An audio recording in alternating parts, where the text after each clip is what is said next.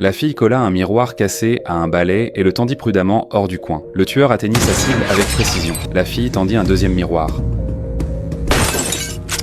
Le tueur tira à nouveau et brisa aussi celui-ci. À sa grande surprise, la fille tenta avec un troisième miroir, cette fois depuis une position encore plus rusée. Bien que le tueur ne comprit pas son intention, il appuya de nouveau sur la détente. Mais cette fois, la balle manqua sa cible et frappa plutôt le cadre de la porte. À ce moment-là, la fille se souvint des paroles de son oncle. L'œil humain n'est pas parfait. Dans chaque pièce, il y a des angles morts. Celui qui sait les utiliser habilement peut sauver sa vie dans des moments dangereux. Grâce à son test, Qian avait désormais trouvé la position de l'angle mort. Comme les balles volaient de gauche à droite, le canapé devait être dans la diagonale de la zone aveugle. La hauteur à laquelle la balle avait frappé le cadre de la porte semblait également être une position sûre. Fort de cette révélation, Qian grimpa résolument sur le réfrigérateur derrière la porte. Après un long moment d'immobilité, le tueur, devenu méfiant, fit avancer la voiture de son complice d'un demi-pas. C'est à ce moment-là qu'il aperçut la fille sur le réfrigérateur. Elle sauta soudainement. Elle échappa peut-être à la balle fatale. Elle se précipita vers le revolver sous le canapé, mais ne parvint pas à l'atteindre. De toutes ses forces, elle renversa le canapé et découvrit un fusil de sniper caché dessous. Le chasseur allait justement finir le jeu.